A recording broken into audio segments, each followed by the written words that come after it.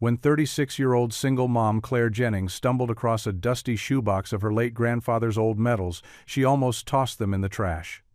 But when a military historian saw them, his hands began to shake because hidden inside was a fortune that powerful people had been trying to bury for decades. Before we dive into this unbelievable story, drop a comment below and tell us where in the world you're watching from. And don't forget to hit subscribe, because tomorrow's story will absolutely blow your mind. Claire Jennings never thought her life would come down to survival mode. 2 years ago, she could still wake up to the hum of her husband making coffee, her little boy drawing at the kitchen table, and the comfort of knowing her mortgage was paid on time.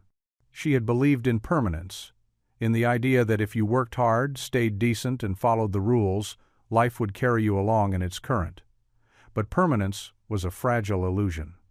Now she came home after midnight, her hands sore from pouring coffee for strangers and scrubbing counters at a diner whose neon sign flickered like it was mocking her. The only thing waiting for her was the silence of a too-small apartment and the quiet breathing of Noah in the bedroom they shared. Divorce had gutted her, not only emotionally, but financially. The settlement was cruel, her ex-husband walking away with the car and the retirement savings. She had fought, but the courts had looked at her part-time job, her debts, and decided she should start fresh. Fresh meant hungry, exhausted, and afraid of the mailbox where bills seemed to breed like rats. When the landlord announced the rent was going up in 30 days, she felt the ground tilt beneath her. He said it casually, as if he were mentioning the weather, but to Claire it was an earthquake. She nodded and forced a smile, but inside her chest everything tightened. At night, while Noah slept curled against her side, she stared at the ceiling and tried to calculate survival. The diner barely paid enough to cover food, utilities, and the current rent. With the increase, she would drown. There was no cushion, no savings. The credit cards were maxed. She had stopped answering calls from numbers she didn't recognize because she knew it was collectors. That weekend, she drove Noah out to the old Jennings house on the edge of town, the one her grandfather Samuel had left behind when he passed. It wasn't worth much anymore, too run down, too filled with the smell of mothballs and dust, but it was still standing. The attic had always been a strange place, a repository of half-forgotten things. Claire had avoided it since his death. Samuel had been a quiet man, gruff but gentle in his own way, and the attic felt too much like rummaging through bones. Yet desperation has a way of pushing aside reverence. She needed something, anything that could be sold. A lamp, an antique chest, maybe one of those old framed paintings that looked hand-painted. Noah followed her up the narrow staircase, carrying a flashlight, even though daylight slanted through the cracks in the wooden walls. Claire coughed as she pushed open the attic door. Dust swirled, heavy and damp, making the air taste like time itself had decayed. Boxes were stacked to the beams, newspapers yellowed into brittle sheets, and broken furniture leaned against the far wall like old men waiting for the end. She whispered more to herself than to Noah. Maybe something here can keep us afloat. Her grandfather had never spoken much about his past. The family assumed he had lived a simple life, a mechanic after the war, a churchgoer, a man who liked to sit quietly on the porch with his pipe. He'd never told war stories like other grandfathers did. He left no photo albums of comrades in uniform, no framed certificates. To Claire, he had always seemed ordinary, a man whose silence was his defining trait. But sometimes the ordinary hides more than the flamboyant ever could. She didn't know that the boxes she was about to open would shatter her idea of who Samuel Jennings really was, and with it, her entire notion of her own family's place in history. She bent down, brushing aside newspapers that crumbled under her fingers, and began her search. The box was shoved behind stacks of yellowed newspapers and broken picture frames. Claire sneezed hard as she dragged it out, the dust thick enough to coat her palms in gray. She wiped at the cardboard with the edge of her sleeve until the words stenciled faintly on the lid appeared. Property of S. Jennings. Something in the careful lettering made her pause. This wasn't just a storage box, it had been labeled, deliberately marked. She sat cross-legged on the floor, pried it open, and froze. Inside lay rows of tarnished medals, their ribbons faded, but still clinging to threads of color: red, blue, gold. They were heavier than she expected when she lifted one, cold and metallic, carrying a gravity that seemed to settle in her chest. Noah peered over her shoulder, his small face lit by curiosity. "What are those, Mom?" His voice echoed in the hollow attic. Claire forced a laugh, brittle around the edges. "Just old war trinkets, sweetheart. Nothing anyone would want." She told herself the same thing after all. Who would buy old medals? They weren't jewelry, they weren't antiques you could hang in a collector's room. They looked like junk, relics of battles long forgotten by the world. She almost tossed them back into the box, ready to shove it aside and keep looking for something more obviously valuable. But her fingers lingered on one medal. The design was intricate, unlike the common service medals she had seen in pawn shops. It bore an engraving in Latin she couldn't decipher, and the ribbon was stitched with unusual precision. The others were arranged with equal care, not tossed in haphazardly, but placed as though Samuel had wanted them preserved in order. It was the order that unsettled her. He had been deliberate, almost ritualistic, in the way he kept them. She closed the lid, her breath catching. For reasons she couldn't explain, she tucked the shoebox under her arm instead of leaving it behind. Maybe it was superstition, maybe it was the whisper of something important, but she couldn't let it go. Noah had already lost interest, wandering toward a pile of comic books, but Claire carried the box down the stairs as if it might break.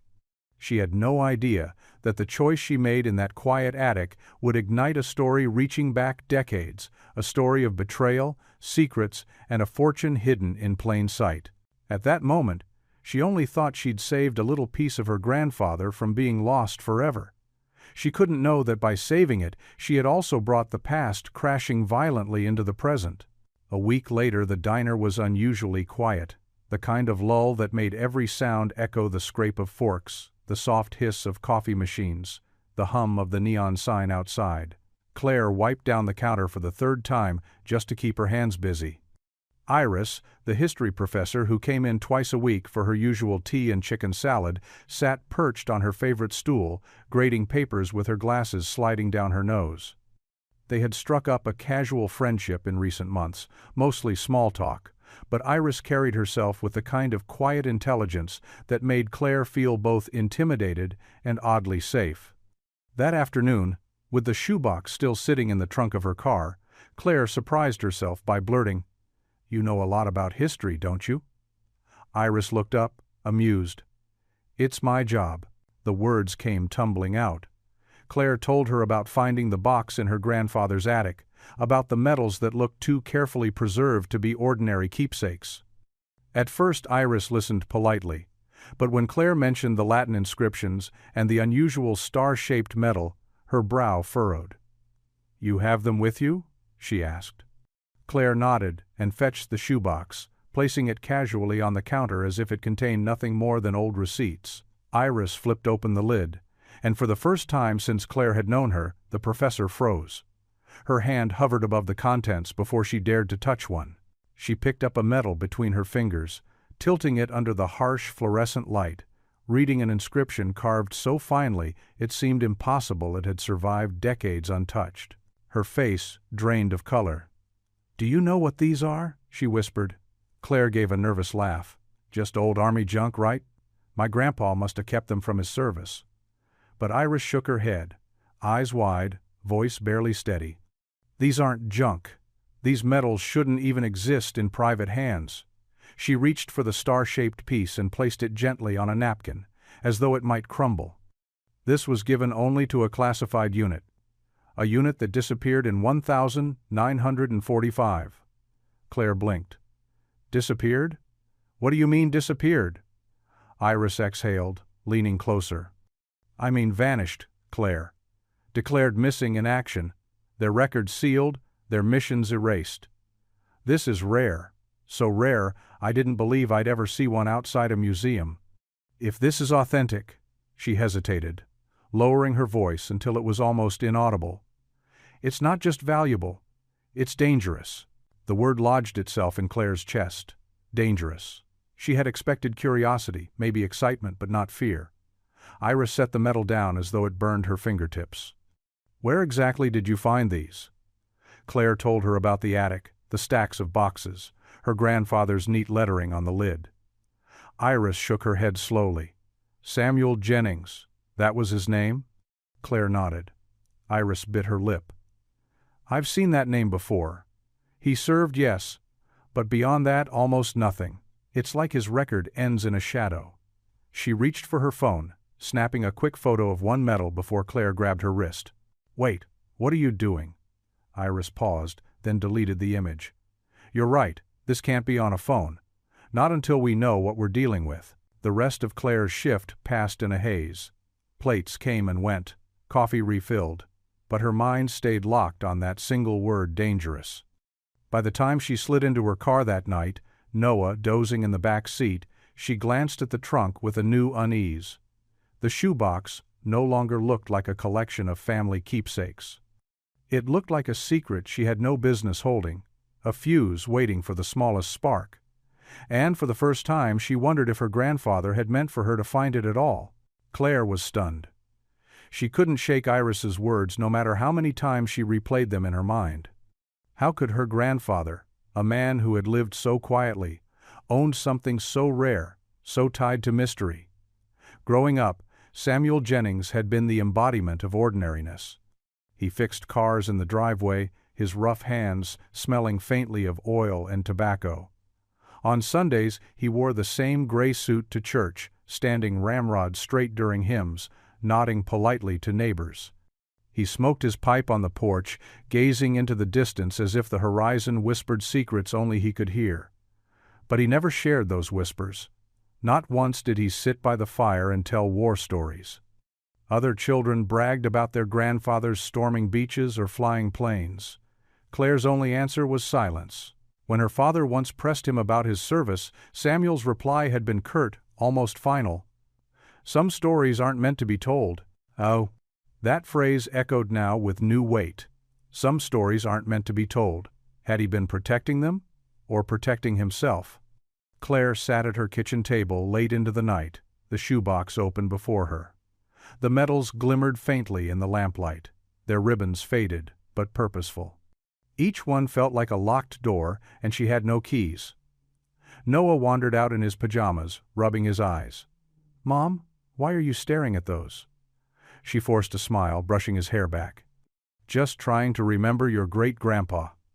He yawned and padded back to bed, leaving her alone with her unease. The more she stared, the more questions rose. If these medals were truly tied to a secret unit, why had Samuel kept them? Why not hide them deeper, or destroy them, as others apparently had? Had he hoped someone perhaps would discover them after his death? Or had it been an accident, a loose thread in a tightly woven life? She remembered his silence at family dinners, how his gaze lingered too long on the evening news when wars were mentioned, how he sometimes flinched at sudden noises, though he covered it quickly. At the time she had thought it was age, now she wondered if it had always been memory. She opened a drawer and pulled out an old photo album, one of the few her grandfather had left behind. There were pictures of weddings, birthdays, ordinary celebrations, but Samuel was rarely in them, and when he was, his smile never touched his eyes. In one, he stood in uniform, stiff and unsmiling. The photo yellowed but sharp enough to see a glint of something in his stare. Not pride, not joy. Something heavier, something like warning. Claire traced his face with her fingertip. "Who were you really?" she whispered. The silence of the apartment pressed around her. Outside, cars passed in the night, indifferent to the storm building inside her chest. She realized with a chill that the medals weren't just relics, they were confessions he had never spoken aloud. And if Iris was right, if these medals were never supposed to see the light of day, then their presence in her hands wasn't an accident. It was a message, a burden passed down without words. What did it mean for her family now? Would curiosity open doors better left sealed? Or was she already too deep the moment she carried the box down from the attic? Claire didn't know. All she knew was that life had been hard enough when her biggest problem was making rent. Now she had inherited a silence that stretched back nearly 80 years, and silence, she realized, could be louder than any scream. The drive to the university felt longer than it should have. Claire gripped the wheel so tightly her knuckles blanched, the shoebox resting like a fragile bomb on the back seat. Noah was at school, mercifully unaware, and Iris had insisted she accompany Claire, her voice brooking no argument. "If these are what I think they are, you can't just wander into a pawn shop or show them to some collector. We need an expert who won't dismiss you, or worse, exploit you." That expert, Iris claimed, was Dr. Harold Granger, a historian with a reputation for uncovering hidden truths about the Second World War. His office, tucked inside a stone building at the edge of campus, smelled faintly of dust and leather, a shrine to history. Granger greeted them with distracted politeness, his eyes shadowed from years of poring over details most people had long forgotten. The walls were lined with glass cases filled with helmets, faded letters, bayonets, and medals that glinted under the lamplight. To Claire, the room felt both fascinating and suffocating, as if every object carried the ghosts of the dead. She set the shoebox gently on his desk, and for the first time his expression changed from boredom to intrigue. He slid on thin cotton gloves, the kind used in archives, and opened the lid. His breath caught, the sound sharp in the quiet room. Piece by piece, he lifted the medals, examining them under a magnifying glass, tracing his gloved fingers across the inscriptions. With each one, his complexion paled further. He muttered dates under his breath, whispered names of operations Claire had never heard of. His hands trembled when he reached the star-shaped medal, the one Iris had said should not exist. The silence stretched until Claire's nerves frayed. "So, are they real?" she asked. He looked at her, his voice low and grave. "Miss Jennings, this collection is worth several $1 million on the open market. Each piece is rarer than most collectors will see in a lifetime. But money, that's the least of it." He placed the star medal on a velvet pad as though it were sacred. "These aren't ordinary honors. They were awarded to men tied to one of the most controversial operations of the entire war, an operation governments still deny ever happened. The fact that these are here, in this box, means your grandfather wasn't just a soldier, he was part of something that should never have surfaced." Claire felt her stomach twist. Iris leaned forward. "What do you mean, should never have surfaced?" Granger exhaled, folding his hands as if steadying himself. "When items like this emerge, they draw attention. Not just from historians like me, but from collectors, black market dealers, intelligence agencies. There are people who dedicate their lives to burying traces of what these medals represent. Now that they're in the light, someone will come looking." The room seemed to shrink around Claire. She had walked in hoping for answers, maybe evaluation, maybe some relief that she could sell them and pay rent. Instead, she felt the walls closing in, as if the medals themselves had ears and the patience of predators. "So what am I supposed to do?" she whispered. Granger leaned back, his face etched with both awe and fear. "That depends on whether you want to protect your family or your grandfather's legacy. Because once these medals are known, neither will ever be safe again." The historian's words rattled inside her like loose change in a tin. Claire hadn't wanted legacy.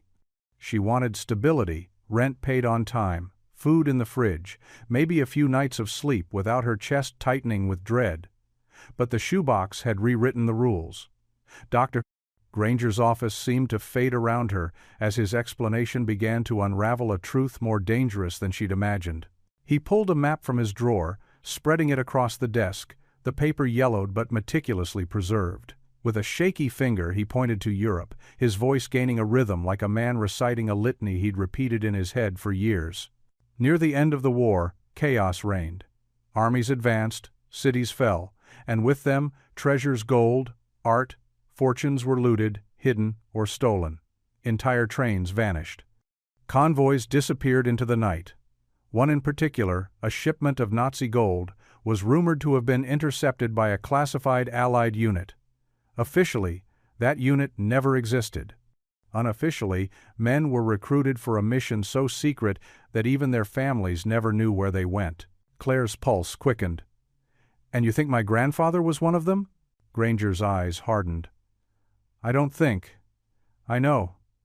These medals," he gestured toward the shoebox, are proof.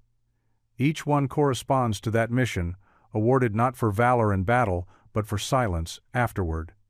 They're not decorations, they're contracts, symbols binding the men to secrecy. Many never returned. Those who did came home different, mute about their service, carrying burdens they could never name. Your grandfather among them. The words hit her like stones. She thought of Samuel on the porch, pipe smoke curling in the air, eyes distant. She thought of the way he flinched at fireworks, the way he avoided conversations about the war. He hadn't been indifferent. He had been hiding. Granger leaned closer, his voice dropping. The gold they intercepted disappeared, vanished without record. For decades there have been whispers that governments covered it up, that it was smuggled, laundered, used to fund projects that could never appear in budgets. If the metals are here, it means your grandfather held onto his. It also means others will know that proof still exists. And trust me, Miss Jennings, those others will not stop until they have it. Claire's hands trembled on her lap. The shoebox, once a relic, now felt like a live wire. She had thought of pawning them, of trading them for months of breathing space. Now she realized selling them wasn't just about money, it was about blood. Once sold, once visible, they'd bring predators to her door. She pictured Noah's small face, his hair falling into his eyes as he slept, his laughter echoing in their cramped apartment. She could almost hear her grandfather's voice in memory. Some stories aren't meant to be told. But silence hadn't buried the past. It had only delayed it. Now the past sat on Granger's desk, heavy and accusing. Iris broke the silence. "What do you suggest we do?" Granger's eyes flicked to the window as if expecting shadows. "Guard them, hide them, and decide quickly what matters more, truth or safety. Because history has long arms, and it doesn't let go of secrets easily." Claire stared at the shoebox, her heart hammering. She had walked into the office as a mother desperate for money. She was walking out as the reluctant keeper of a truth that could topple governments or destroy her family. The metals gleamed faintly in the lamplight, as if daring her to make the choice. She stood, her legs unsteady, and closed the lid. The sound was soft, but in that silence it felt like a gunshot. That night Claire lay awake, Noah breathing beside her, the shoebox tucked beneath her bed like a sleeping monster. Every creak in the hallway made her startle. Every car outside felt like surveillance. Granger's voice replayed in her head. "People will come looking." She thought of her grandfather, of the decades he had carried this silence alone. She had inherited not his metals, but his burden. The weight of it pressed down on her until dawn, when the first light seeped through the blinds. She realized then that she could never return the metals to the attic. The silence Samuel had carried was no longer his alone. It was hers, and silence, she understood, would not be enough to protect them. Would you like me to continue this saga by writing chapters 7 and 8 next, with the same pacing and depth carrying forward the tension as the danger begins to materialize around Claire and Noah? She found the note under the door in the same clinical typeface hospitals use for discharge papers, the words like a scalpel cutting through whatever fragile courage she had left. Some treasures should stay buried. Walk away before it's too late. Claire stared at that sentence until the black letters blurred, then folded the paper carefully and slid it into the back pocket of her jeans, as if hiding it would hide the threat itself. Whoever had left it knew the metals were in her apartment. Whoever had left it knew exactly how to frighten a single mother who had spent the last 2 years learning the hard economies of fear and endurance. Noah slept through the thunder that rolled over the city that night, dreaming perhaps of schoolyard champions and superheroes, oblivious to the quiet panic that had moved through their home like an intruder. Claire sat on the edge of his bed, watching the slow rise and fall of his chest, and felt both fierce and foolish. Her grandfather's medals lay in the shoebox on her kitchen table. Every ribbon, a folded history she had barely imagined until a week ago. The shoebox had been an easy answer, to rent old things sold at a pawn shop or online for quick cash. But she had learned in Dr. Granger's office that evening that the things she'd considered junk were not only valuable, they were dangerous. She stayed awake until dawn, listening to the house breathe. Her phone had been silent all night, except for one missed call from an unknown number at 3 a.m., which she had let go to voicemail because voicemail now felt like a trap. In the thin hours, she rehearsed what would happen if the man in the suit came back. He'd offer cash. He'd smile. He would make problems vanish in exchange for a box of metal and ribbon, and Claire would be left with her rent unpaid and her conscience compromised. And then there was the darker version of the scenario, the one Dr. Granger had alluded to: men who didn't bargain but took. Men who were not deterred by locks or sensible mothers in small apartments. She called Iris before she left for work, because the practical act of telling someone else that she might be in danger made the fear less monstrous. Iris answered on the first ring, her voice bright and brisk like the woman who taught history and liked things tidy. "You called early," Iris said. Claire described the note, and Iris's voice softened in a way that made Claire feel both relieved and exposed. "You shouldn't keep them here," Iris said finally. "Not in your apartment, not with Noah. That place, Dr. Granger's office, it's stirred up a lot. People will show up. People who don't care how they get it." By 9 a.m., she had a plan that felt both insane and necessary. Move the shoebox out of the apartment that very day. She wrapped it in an old towel, buried it beneath a pile of clothes in a tote bag, and tucked it into the trunk of her car. She told herself she was transporting it to a safe deposit box, a friend's garage, anywhere but here. It was almost laughable. How do you explain to a banker that you need a safe deposit because your grandfather's wartime decorations might attract hired hands? But the world had a way of forcing inconvenient truths into polite offices. If nothing else, she could buy time. The man in the suit found her before she reached the bank.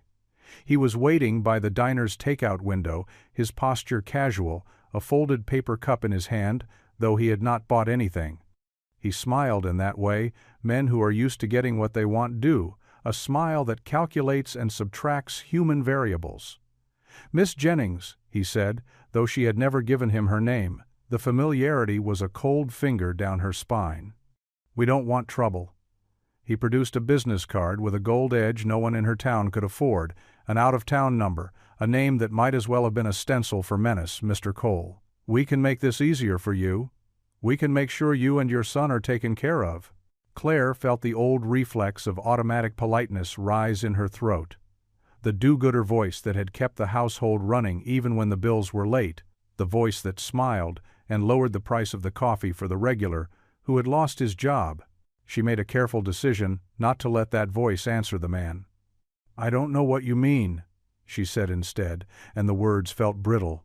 He leaned in, and the scent of expensive cologne and lemon polish washed over her.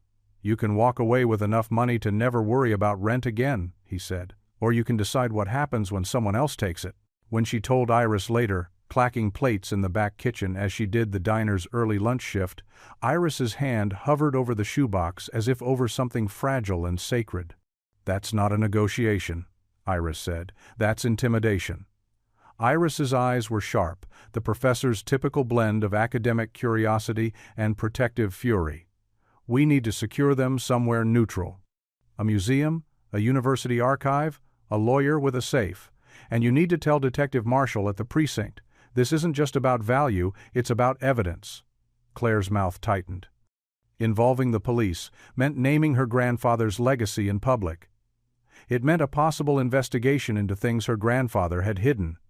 It meant her name would be attached to a story that might draw reporters or men in suits. But the alternative, doing nothing, felt like a quiet surrender to fear. That night, as rain traced new patterns on the diner's windows, a different sort of visitor arrived. A woman perhaps in her late 50s who smelled of lavender and old books, who introduced herself as Mrs. Evers of the Historical Society, had called Claire earlier that day after reading a short piece Iris had posted on the community college message board about rare military honors. She didn't ask for the medals right away. She came with a long, careful question instead, and a small brown envelope filled with photocopies of archival lists. "There are precedents," she said, choosing her words like a woman who'd worked decades in locked rooms with brittle paper. "There are families and institutions that want to keep this history in the public eye. We can help." Claire listened to the woman, and felt the options widen like water soaking into dry ground. Cash had its seduction, instant relief, the small, triumphant possibility of a paid month's rent, perhaps a deposit for a better apartment. But the idea of handing the medals to a historical society, of making their provenance public under glass and academic oversight, felt like honoring her grandfather. It felt like turning danger into memory, fear into legacy. But the threat in the typed words under her door that morning refused to be dismissed on principle alone. Someone had already watched her home. Someone had already known to leave the note where her bare feet would find it. She couldn't sleep, and so she sat at her kitchen table with a cup of coffee gone cold and weighed ghostly choices like bricks in the palms of her hands. Protect the family, keep the box hidden, and hope the men who wanted it would grow bored. Hand it to a museum and invite investigations, subpoenas, people rifling through the closets of a dead man. Sell it to a private buyer, and sleep some nights with the safety of money, and other nights with the knowledge that she had sold a secret. Each path had its price. The note's final warning, "Walk away before it's too late," echoed in her skull. She thought of Noah waking in the night, needing a glass of water, a story, a bandage on a knee. She thought of the late-night shifts at the diner, the small victories, the days when rent was paid a week early, and she told herself the future might look different. She thought of her grandfather's silent manner, of the way he had patted Noah's head without ever explaining anything. Whoever had written that note had not accounted for the stubbornness that runs in the family like an unspoken heirloom. Claire folded the note, placed it in an envelope, and taped it to the inside of the tote containing the shoebox. If someone opened it, she wanted evidence of their warning to be found. She wanted to show that she had not cowered. Outside, the rain eased into a drizzle, and in the thin light of morning she made a choice. She would not yield to threats. She would not sell history for survival, without at least trying to make the history safe. If the world wanted to turn her grandfather's life into a headline or a heist, she would do it on her terms, slow, methodical, and with witnesses. She would call Dr. Granger back and ask for his help in finding a secure archive. She would tell Detective Marshall simply that she'd received a threatening note and leave the rest for the men who wore suits. Above all, she would keep Noah safe. The shoebox could be dangerous, but secrets, she had learned, were sometimes more dangerous left to fester in silence than brought into the light. The man in the suit watched her from across the street that morning with a careful ease, as if knowing she had been seen would make her do what he wanted. But when she closed the trunk and walked toward the bus stop with Noah's hand in hers, the man did not follow. He lingered a beat longer, then turned and melted into the city's crowd. Claire did not cry. She kept walking, each step a little braver than the last, clutching the shoebox like a small, stubborn truth. He found the right apartment, eventually a third-floor walk-up with a hallway light that flickered and a neighbor who practiced trumpet at odd hours. He rang the bell precisely at the hour people duck inside from rain and guarded their privacy. "Miss Jennings?" he called through the intercom in a voice designed to be both familiar and not. "We just want to talk about the valuables." She opened the door because she had to, because the town was small and men with gold-edged cards could not be allowed to scare small mothers into silence. He smiled like a blade that had been polished, but Claire had learned the hard craft of standing in public with private storms. She closed the door gently and cradled the shoebox until the rattling in her chest eased. The battle had begun, and she intended to meet it on her terms, not as prey, but as keeper of a legacy that would not be buried again. The air in the attic was colder than she remembered, a stale chill that seemed to cling to her clothes as she pulled herself up the creaking ladder. The storm outside rattled the windows, a reminder that she should have been curled up with Noah reading him a bedtime story, not creeping through shadows like a thief, but sleep had been impossible. The note, the man at the diner, the sense of eyes following her everywhere, it all drove her back to the one place she had avoided since finding the shoebox. She needed answers, not guesses and whispered warnings. And she hoped that maybe, just maybe, her grandfather had left her more than medals. She started by dragging boxes out from the corners, prying open lids filled with old tools, brittle holiday decorations, cracked picture frames. Dust stung her nose as she pushed aside a pile of newspapers from the 50s. The floorboards groaned under her knees. She almost gave up when her hand brushed against something uneven near the far wall. Squinting in the dim light of a single dangling bulb, she noticed the boards there didn't sit flush. Her heart began to pound. With trembling fingers, she wedged a screwdriver under the edge and pried. The wood resisted at first, but then gave way with a sharp crack, revealing a narrow, hollow space beneath. Inside was a bundle wrapped in oilcloth, carefully tied with cord. Her breath caught as she tugged it free, the weight unexpected, heavier than she thought a bundle of paper could be. Kneeling on the dusty floor, she untied the cord and peeled back the cloth. An old leather journal emerged, its cover cracked with age, the initials S.J. faintly embossed on the corner. She hesitated, as if opening it might conjure her grandfather himself, but then she turned the first page. The handwriting inside was neat but strange, filled with symbols, slashes, and coded markings. She flipped through page after page, her confusion growing until she realized what she was looking at. A code, a cipher her grandfather must have used to conceal his notes. Still, some entries had partial phrases she could read, coordinates scrawled across margins, names with lines through them, sketches of insignias she now recognized from the medals. And then her eyes caught on one sentence, underlined so heavily the paper nearly tore. If the medals ever resurface, so will the ghosts. Protect the boy. The truth is bigger than gold. Claire froze, her throat tightening. The boy. It couldn't mean anyone but Noah. Her grandfather had died years before Noah was even born. But the warning reached across decades, as if Samuel had foreseen exactly what would happen. Protect the boy. Claire pressed her hand to her mouth, tears stinging her eyes. He had known this secret would find its way back, and even if he hadn't known her name, he had trusted his family to shield the next generation. The truth is bigger than gold. The words echoed in her mind. She had thought of the medals as treasure, something that could solve her bills if she dared to sell them. But Samuel was telling her that what they represented mattered more than money, more than comfort. They were evidence, testimony in metal and ribbon, a buried history waiting to be unearthed. She closed the journal with shaking hands, clutching it to her chest. For the first time, she didn't just feel afraid, she felt responsible. This wasn't only about her survival anymore. It was about Noah's future, and the legacy Samuel had carried in silence for half a century. She tucked the journal into her bag, recovered the floorboards, and descended the ladder, her resolve hardened. If her grandfather had left this much behind, then running would not erase it.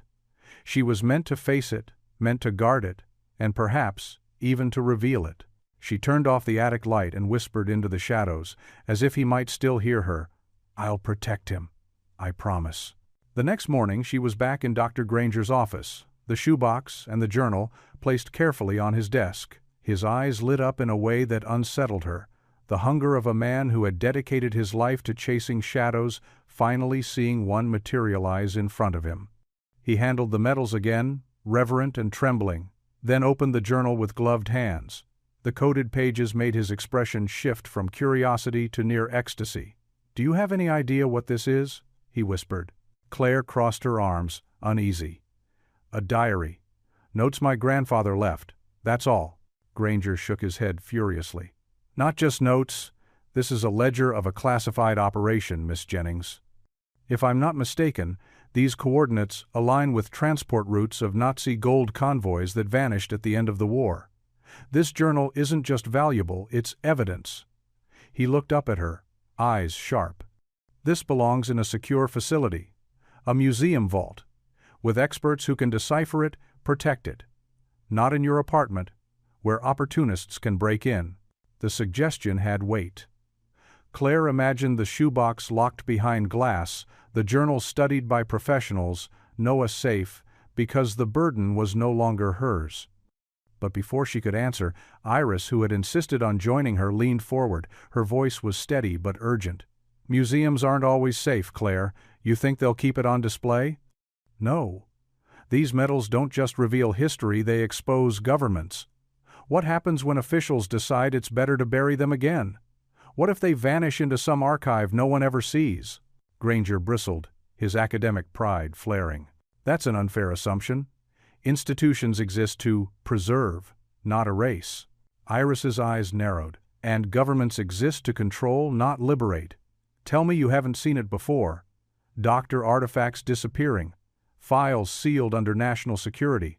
Truths delayed another 50 years. The tension between them filled the room.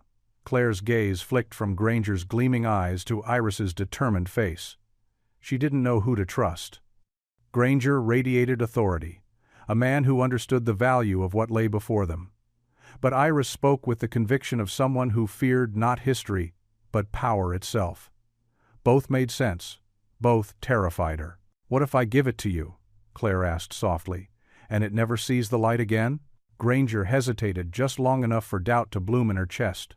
He recovered quickly, assuring her of transparency and peer review, but the pause lingered in her mind.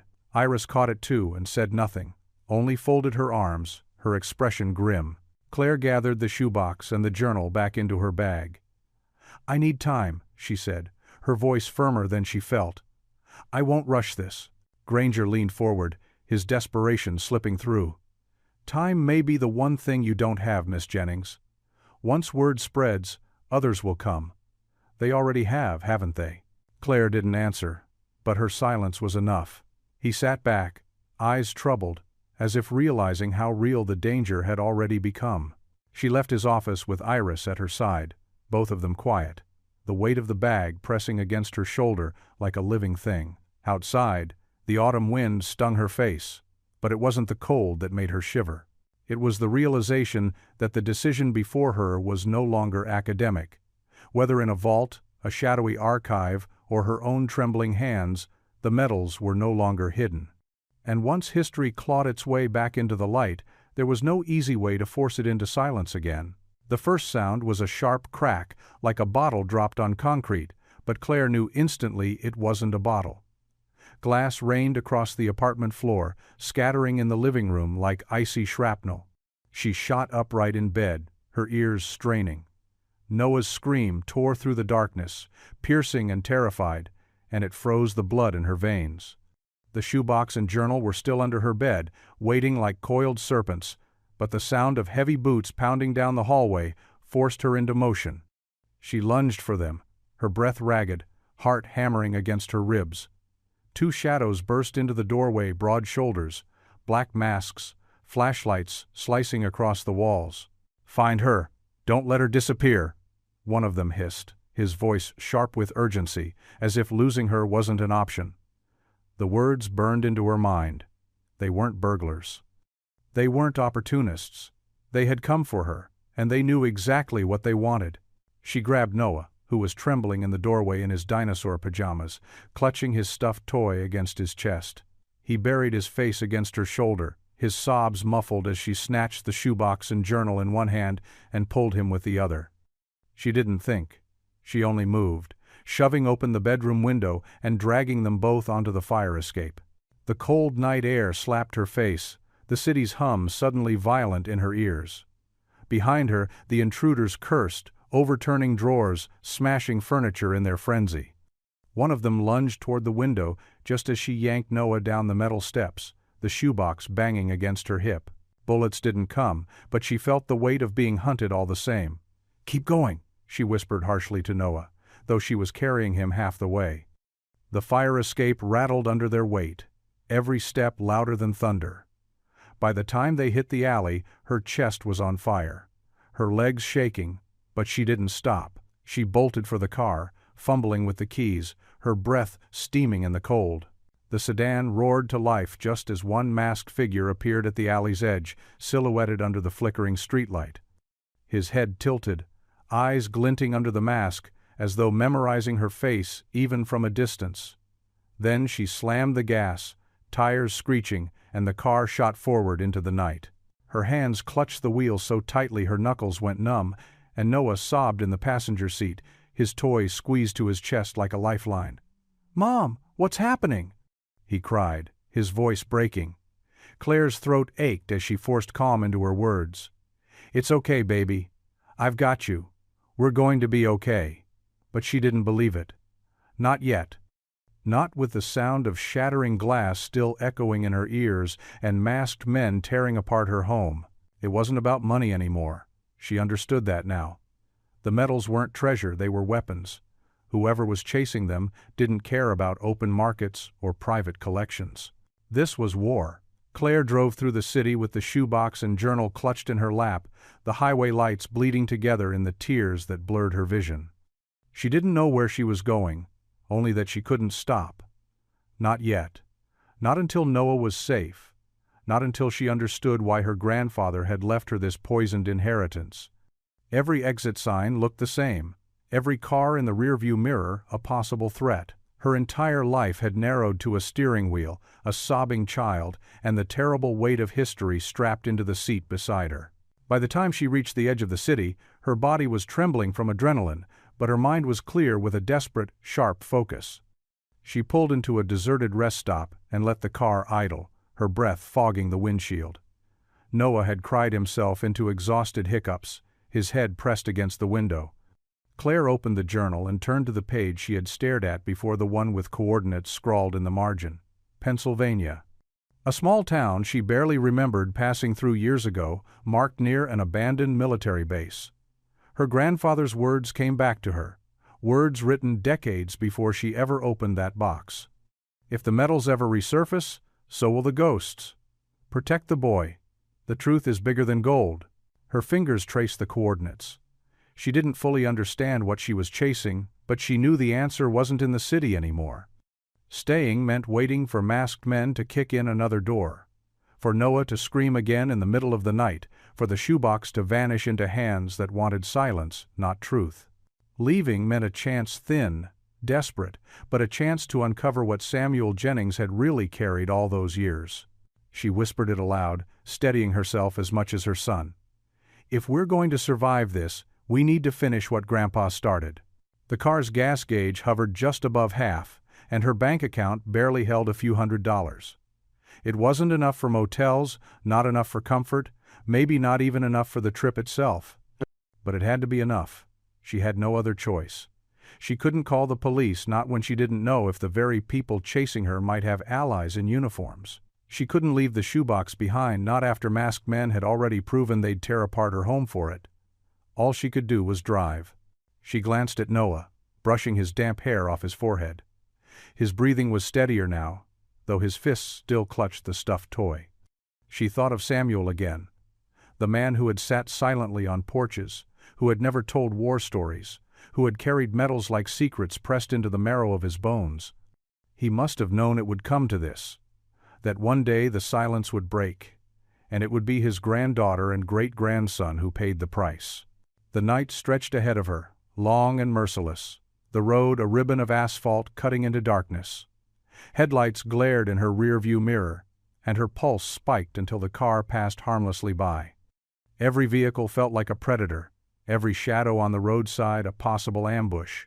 She kept driving, the journal open on the passenger seat beside Noah, the shoebox heavy in the trunk. She spoke again, not sure if Noah was awake to hear it. This is just the beginning. Whatever's waiting in Pennsylvania, it's where the truth island. The words steadied her, though they did not soothe her. She tightened her grip on the wheel, pressing the gas harder as if speed alone could keep the ghosts from catching them. Somewhere ahead lay answers, and maybe, just maybe, a way to turn this burden into something more than fear. The metals weren't gold. They were something bigger, and the road to Pennsylvania was the only road left. The road to Pennsylvania narrowed into winding backroads lined with skeletal trees, their bare branches clawing at the winter sky. Claire drove with the journal open on her lap, the coordinates scribbled decades ago by her grandfather, replaying in her mind with every mile. Noah sat quietly in the passenger seat, staring out the window as if the forests themselves might whisper the truth his great-grandfather had taken to the grave. When they crested a hill and the horizon spread before them, Claire's breath caught. The base appeared like a forgotten scar of history, its outline emerging in the gray light. The gates were rusted, sagging on their hinges. The chain-link fence around the perimeter gaped with holes, like no one had bothered to repair it for years. Barracks hunched low to the ground, roofs caved in, weeds clawing through the cracks in concrete. It was less a base and more a graveyard of secrets, left to rot in silence. She parked at the edge of the cracked asphalt lot and cut the engine. For a moment, all she heard was the groan of wind through broken windows and the hollow echo of her own heart. They entered cautiously, Noah clutching her hand, the shoebox and journal carried against her chest as though her grandfather's legacy might shield them. The air smelled of mildew and rust. She stepped through the barracks, beams of sunlight piercing holes in the roof to illuminate the skeletal remains of cots and lockers. Everywhere she turned, it felt like time had stopped mid-breath, as if the soldiers had vanished overnight, leaving only their ghosts behind. Deeper into the compound, she found what the journal had hinted at: a squat, windowless structure half buried into the earth, a storage unit sealed with a heavy padlock. Her pulse quickened. This was it. She set the shoebox down and retrieved the bolt cutters she'd bought with nearly her last cash at a hardware store along the way.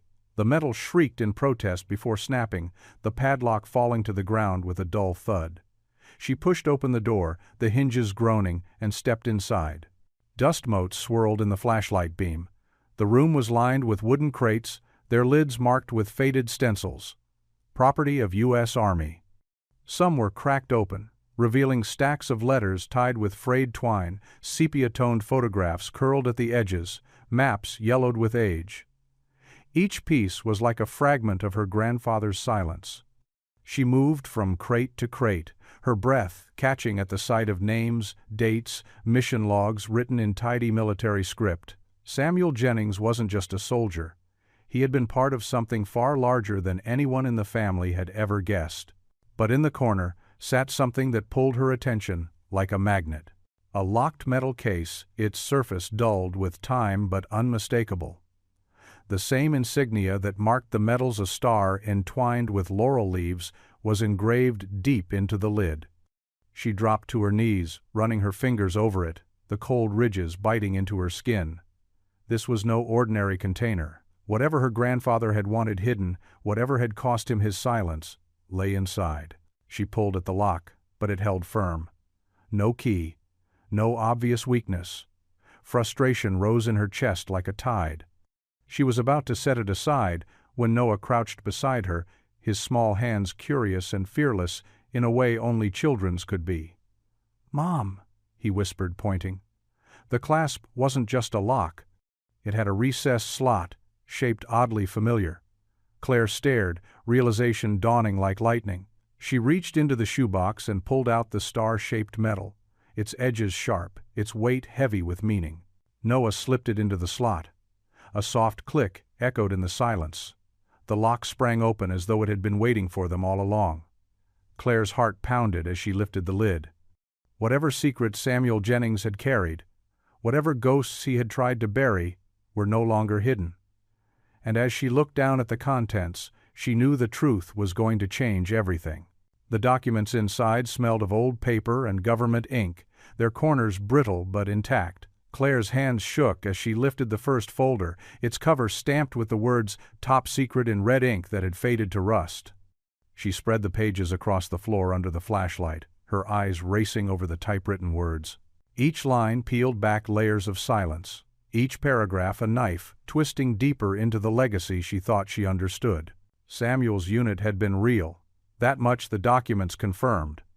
They had indeed intercepted Nazi treasure near the war's end, a train convoy carrying gold bars, priceless art, and currency intended to fuel a regime collapsing in its final gasps. The soldiers had succeeded. They had stopped the transport, catalogued the cargo, and reported it. And then, according to the official record, the treasure was turned over to Allied authorities for redistribution. But Samuel's notes in the margins told a different story. The treasure had not been returned. It had disappeared, not into vaults or museums, but into private accounts, smuggled through a network of politicians and businessmen whose names leapt off the page like a curse.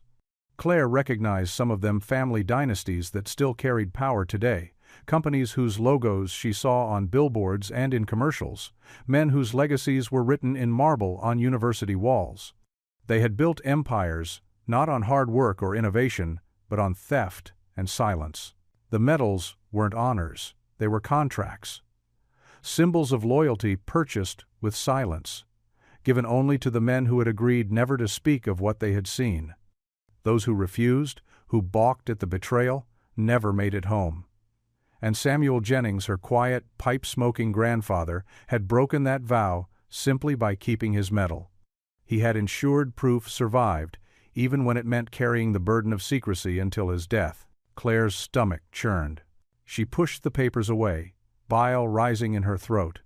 Her grandfather hadn't been just a soldier.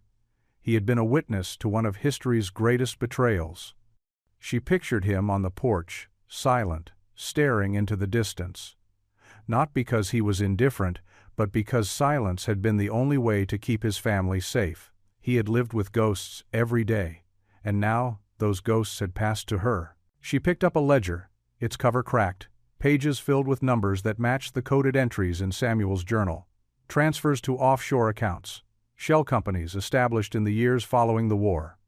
Signatures of men who had smiled for photographs while pocketing blood-stained wealth. Claire pressed her forehead into her hand, the enormity of it crashing over her like a wave. This wasn't just about her grandfather. It wasn't even just about history. It was about a theft so vast, so monstrous, it had warped generations. Noah's small voice broke the silence. "Mom, does this mean Grandpa was bad?" Claire turned to him, tears stinging her eyes. She gathered him into her arms, clutching him tightly. "No, baby. He wasn't bad. He was brave. He kept the truth alive when everyone else buried it." But her words trembled, because even bravery had cost him everything. The flashlight flickered, shadows dancing on the crates around them. Claire packed the documents back into the case, her mind racing. The medals weren't treasure, they were keys, and now the lock had been opened. The betrayal Samuel had witnessed was no longer hidden. And Claire realized with a terrible clarity that by uncovering it, she had placed herself and Noah in the center of a battle that hadn't ended in 1945. It was still raging, silent and unseen. And now, she was holding the evidence that could burn the world. The drive back to Dr. Granger's office was slow and heavy, as though every mile weighed more than the last. Claire kept one hand on the steering wheel and the other pressed against the bag on the passenger seat, the journal and the newly opened case inside. Noah had fallen asleep in the back, his head slumped against the window, but she could not rest. Her grandfather's voice haunted her in every turn of the road, a man who had lived in silence to protect the truth. The buildings of the campus appeared on the horizon like guardians of secrets, ivy creeping over stone walls, history hidden in plain sight. Granger met her at the door of his office, his face pale, his eyes rimmed red from too many sleepless nights. When she set the case on his desk, his hands trembled before he even touched it. He slid on his gloves, opened the lid, and stared at the contents with a reverence that bordered on terror. He read silently for several minutes, lips moving as though reciting names from a prayer list. Finally, he closed the file and leaned back, his expression hollow. "I need to tell you something," he whispered, and the weight in his voice made Claire's stomach twist. "This isn't the first time I've seen these." Her chest tightened. "What do you mean?" He rubbed his forehead, eyes darting toward the dark corners of the office as though someone else might be listening. "Years ago, your grandfather came to me. Not long after I had begun my career, when I was still foolish enough to believe history was only paper and ink. He entrusted me with a duplicate set medals, identical to these, though without the journal. He asked me to safeguard them." Claire's breath caught. "You had them? Then, where?" "They vanished," he said flatly. His shoulders sagged under the memory. "My office was broken into. No signs of forced entry, no theft of anything else. Only those medals were gone. I never saw them again." Her mouth went dry. "And you didn't tell anyone?" He laughed, bitter and brittle. "Tell who? The police? The authorities? They would have asked how I came into possession of items that should not exist. They would have confiscated them, or worse, buried the fact that I had ever had them at all. I chose silence, Miss Jennings. The same silence your grandfather carried. I chose my life." She stared at him, betrayal knotting in her chest. But before she could speak, his voice softened, and he looked at her with something close to shame. "Seeing you walk in here, carrying what he protected, it reignites something I lost long ago. Courage, the will to stand against the tide. You have what I never did." His eyes searched hers, a plea hidden behind the admission. "The will to finish the fight, but understand me, Claire, it will cost you everything. Safety, peace, perhaps even the boy." The words sliced through her, but there was no retreat anymore. She thought of Noah sleeping in the back of her car, trusting her to protect him. She thought of Samuel's journal, the line underlined so hard the paper had nearly torn. "Protect the boy. The truth is bigger than gold." She met Granger's gaze, her voice steady despite the fear rising in her chest. "Then we finish it." The office seemed to grow colder as the enormity of her words settled in the air. Granger nodded once, his hands clasping together as though in prayer, and whispered, "God help you." The next days blurred into restless nights and frantic mornings. Claire couldn't return home, not after the break-in. The apartment was compromised, her life there fractured.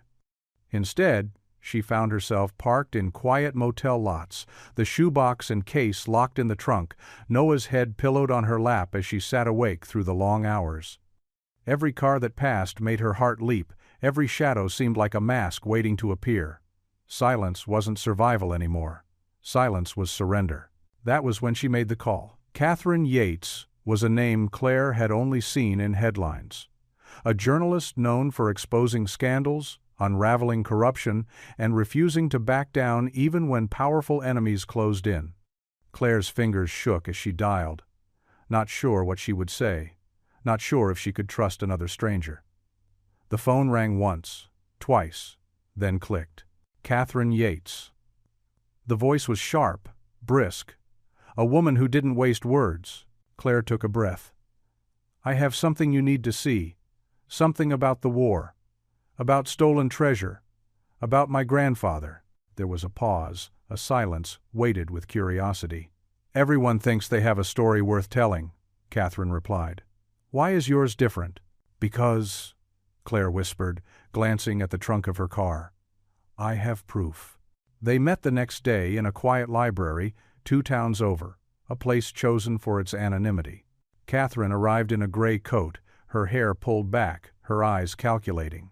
Claire placed the shoebox, the journal, and the metal case on the table between them. For a long time Catherine said nothing. She slipped on her glasses, leafed through the documents, examined the metals, her hands steady but her breath growing shallow. "This," she finally said, her voice hushed. "This could rewrite World War II history." Claire's chest tightened. "Then you believe me?" "I believe what I'm seeing," Catherine said, "which is more dangerous than belief. These documents implicate names that still carry power. If we release this, the world will pay attention, but so will the people who've kept it hidden." She looked up, her gaze piercing. "You need to understand, Claire.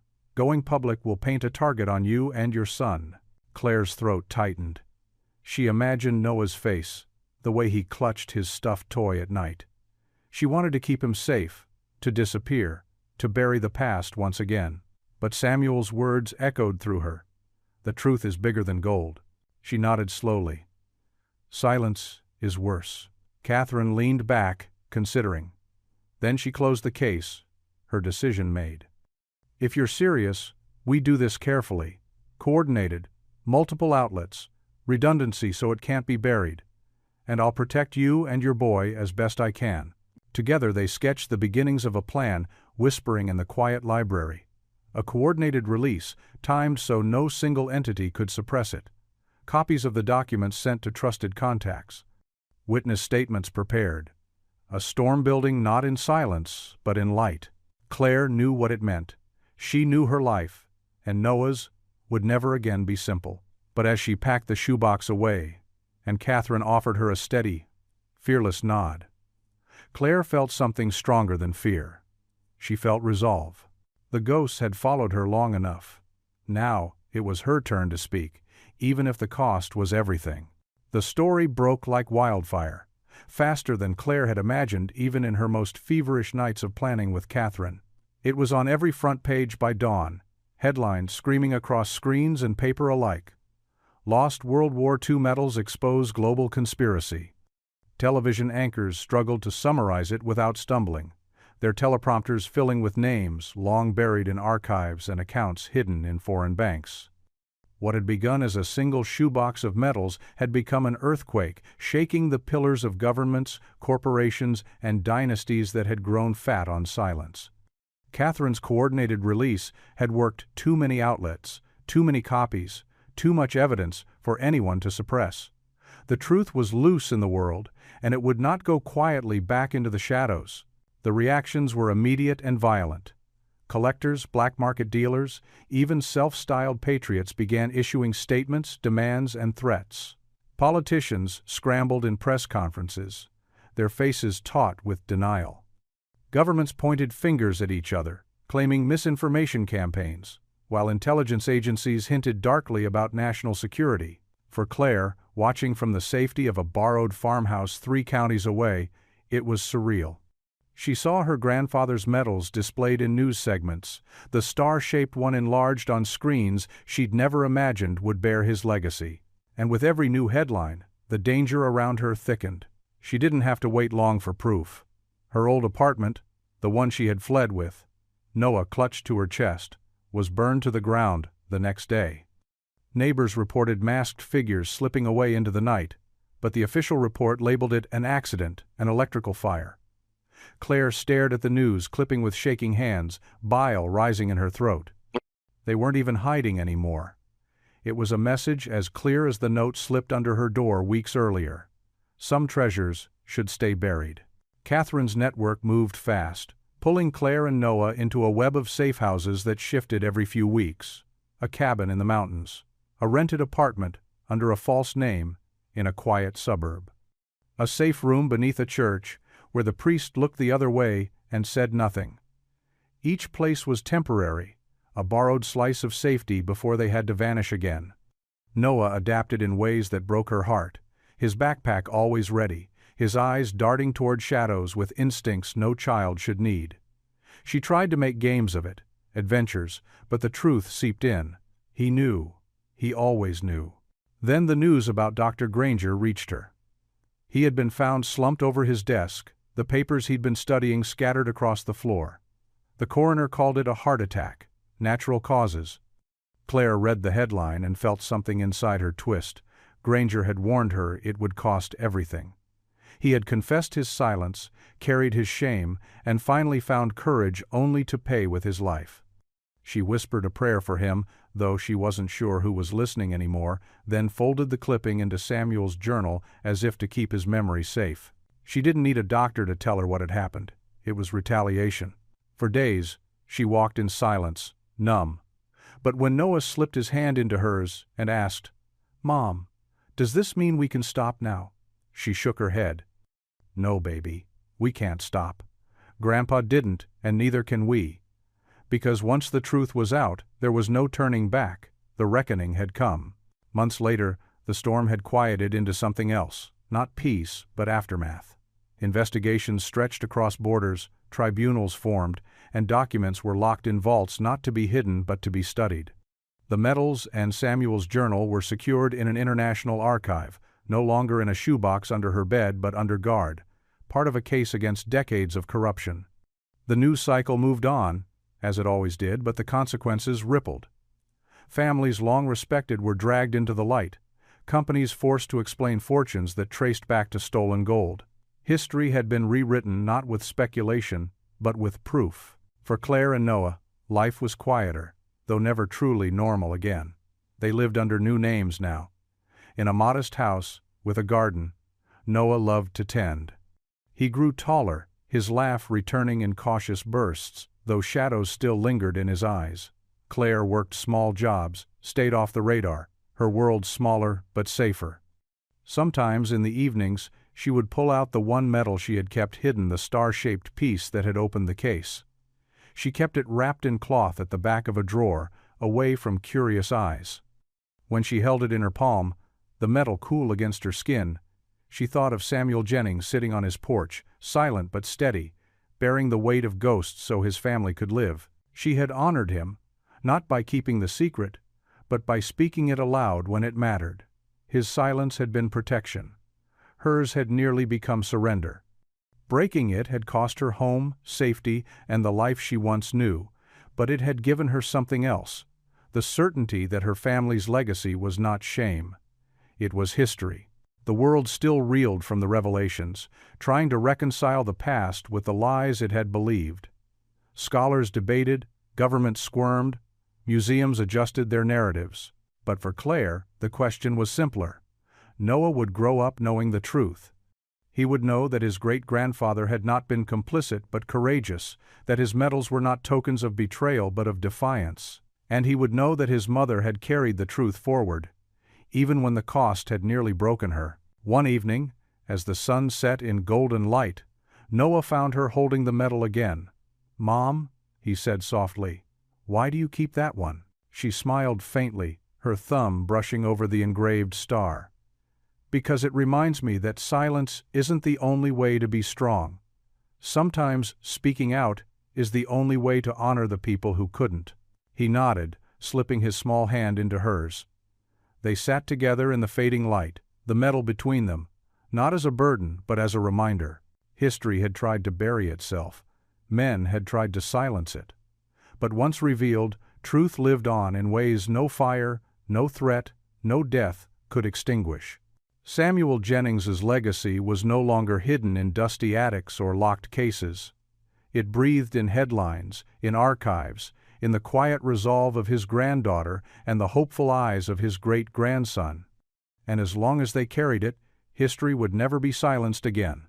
If you've been following Claire and Noah's journey, let me know your thoughts in the comments below. What would you have done in her place? Don't forget to hit subscribe so you never miss the next story of hidden truths, buried legacies, and the courage it takes to bring them to light.